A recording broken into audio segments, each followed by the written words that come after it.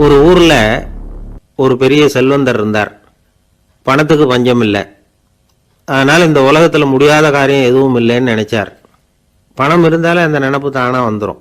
அதனால் இவரும் அப்படி நினச்சதில் ஒன்றும் தப்பு இல்லை. அந்த ஊருக்கு குருநானக் ஒரு தடவை வந்தார். அவருக்கு இந்த செல்வந்தர் ரொம்ப பிரமாதமாக ஒரு வரவேற்பு கொடுத்தார். ஊர் எல்லையிலேயே எங்கள் வீட்டுக்கு வந்து விருந்து சாப்பிட்டுட்டு போகணும்னு கேட்டுக்கிட்டார். அவரும் சரின்னு ஒத்துக்கிட்டார். உடனே தன்னுடைய பங்களாவில் ஒரு பெரிய விருந்துக்கு ஏற்பாடு பண்ணார். குருநானக்கை அழைச்சிட்டு வீட்டுக்கு போனார். உட்கார வச்சார். ஐயா, நான் இந்த ஊர்லேயே ரொம்ப பெரிய வசதி உள்ளவன். என்னால் எல்லாம் முடியும். உங்களுக்காக நான் என்ன செய்யணும்னு சொல்லுங்க. எதுவாக இருந்தாலும் பரவாயில்ல, எவ்வளவு செலவானாலும் பரவாயில்ல, என்னால் செய்ய முடியும். என்ன செய்யணும்னு சொல்லுங்க, அது போதும், நான் செய்கிறேன் அப்படின்னு நான் ரொம்ப பணிவா. இதை கேட்டதும் குருநானக் சிந்திச்சார் கொஞ்ச நேரம். அதுக்கப்புறம் தன்னோட சட்டை பைக்குள்ள கையை விட்டு ஒரு பழைய ஊசி ஒன்று எடுத்தார். அந்த செல்வந்தர்கிட்ட கொடுத்தார். இதை பாருங்க, இவ்வளவு தூரம் நீங்கள் கேட்கறதுனால சொல்கிறேன். எனக்கு நீங்கள் செய்ய வேண்டிய உதவி இதுதான்னார். ஊசியை கையில் வாங்கிக்கிட்டு இதை என்ன செய்யணும்னு சொல்லுங்க அப்படின்னார் அவர். நீங்கள் செய்ய வேண்டியது என்னன்னா, இந்த ஊசியை பத்திரமா வச்சிருக்கணும். நாம் 2 பேரும் இறந்து போனதுக்கு பின்னாடி இன்னொரு உலகத்தில் நாம் சந்திக்கக்கூடிய வாய்ப்பு இருக்குது. அப்போ இந்த ஊசியை என்கிட்ட கொண்டாந்து கொடுக்கணும். இதுதான் நீங்கள் எனக்காக செய்ய வேண்டிய உதவி அப்படின்னார் குருநானக் லேசாக சிரிச்சுக்கிட்டே. இதை கேட்ட உடனே இந்த பெரியவர் முழிக்க ஆரம்பிச்சிட்டார். அது எப்படிங்க, நான் சாகிறப்ப எப்படி இந்த ஊசியை எடுத்துக்கிட்டு இன்னொரு உலகத்துக்கு வர முடியும்னார். ஊசி மாதிரி ஒரு சின்ன பொருளை கூட இந்த உலகத்தை விட்டு நாம் போகிறப்ப எடுத்துகிட்டு போக முடியாதுங்கிறப்போ உங்களோட செல்வத்தையெல்லாம் எப்படி அங்கே எடுத்துகிட்டு வர போகிறீங்க அப்படின்னு கேட்டார் குருநானக்.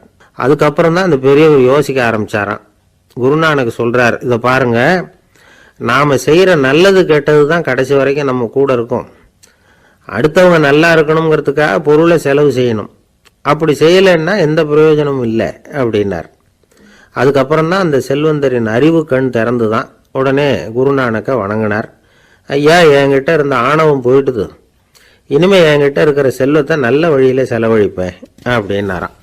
நம்மகிட்ட இருக்கிற பணம் எப்பவும் நம்ம கூடவே வந்துக்கிட்டு இருக்காதுங்கிறதுக்கு இது ஒரு உதாரணம். அதுக்காக நாம் பணம் சேர்க்கறத பற்றி கவலைப்பட வேண்டியதில்லை, பேசாமல் படுத்து தூங்கிக்கிட்டு இருந்தால் போதும் அப்படின்னு இதுக்கு அர்த்தம் பண்ணிக்கப்படாது. முறையான வழியில் பணம் சேர்க்கணும், அதை முறையான வழியில் செலவு பண்ணணும். அதனால் ஏற்படக்கூடிய மன நிறைவு இருக்குது பாருங்கள், அது அனுபவிச்சவங்களுக்கு தான் தெரியும். சொர்க்கத்துக்கு போகிறவங்க இங்கேருந்து பணத்தை எடுத்துகிட்டு போக முடியாது. ஆனால் நம்ம செல்வத்தை இங்கே மற்றவங்களுக்கு பயன்பட செய்து அதனால் ஏற்படுற புண்ணியம் இருக்குது பாருங்கள், அதை எடுத்துகிட்டு போக முடியுமா. இதுதான் ஆன்மீகவாதிகள்லாம் சொல்கிற கருத்து. ஜான் நியூட்டன் ஒருத்தர், அவர் சொன்னார், நான் எப்போவாவது சொர்க்கத்துக்கு போய் சேர்ந்தேன்னா அங்கே 3 அதிசயங்களை பார்ப்பேன்னார். என்னன்னு கேட்டாங்க. நான் யார் யார் இருக்க மாட்டாங்கன்னு நினச்சிக்கிட்டு இருந்தானோ அவங்களில் சில பேர் அங்கே இருப்பாங்க, அது ஒரு பெரிய அதிசயம்னார். சரி, அடுத்தது என்ன? 2வது அதிசயம் என்னன்னா, அங்கே இருப்பாங்கன்னு நான் எதிர்பார்த்த சில பேர் அங்கே இருக்க மாட்டாங்க அப்படின்னார்.